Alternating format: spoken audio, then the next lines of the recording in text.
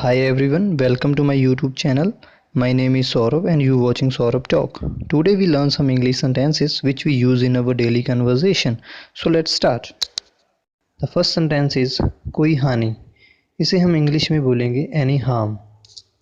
दूसरे सेंटेंस की ओर बढ़ते हैं जो कि है अपने मन की बात। एग्जाम्पल के तौर पर जब हम किसी व्यक्ति से बात कर रहे होते हैं तो अक्सर सामने वाला बोल देता है कि जो तुम्हारे मन में है उसे साफ साफ बोल दो।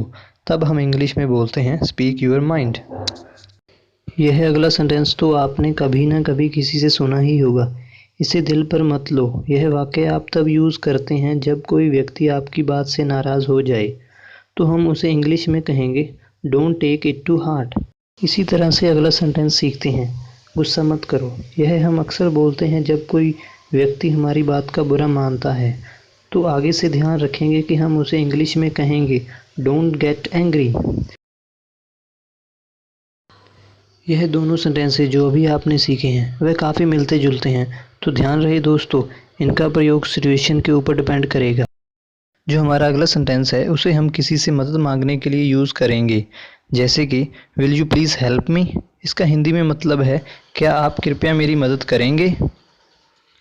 आइए दोस्तों जल्दी से अगला सेंटेंस सीखते हैं जो कि है जल्दी शब्द से। इसका मतलब होता है हरी। जब कोई व्यक्ति जल्दबाजी में कोई काम करता है तब हम हरी शब्द का प्रयोग करते हैं। तो आइए इसी के साथ एक सेंटेंस बनाएं। क्या वह जल्दी में है? इसका इंग्लिश में मतलब हुआ इज़ ही इन अ हरी।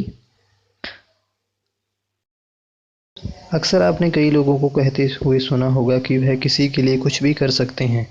अगर आप उनसे कुछ पूछना चाहें तो इस प्रकार पूछेंगे आप उसके लिए क्या करेंगे।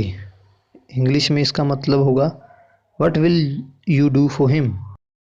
अगला वाक्य तो आपने अक्सर अपनी क्लास में सुना ही होगा anybody else.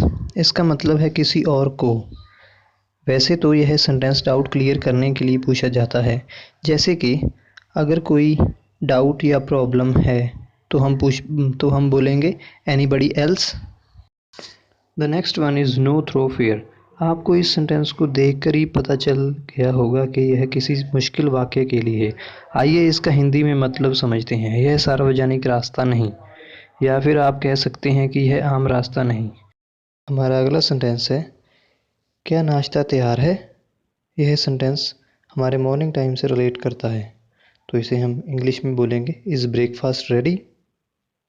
The next sentence is related to your hobby. Example के तौर पर मुझे किताबें पढ़ने का शौक़ है, तो आप इंग्लिश में इसे कह सकते हैं I am fond of reading books.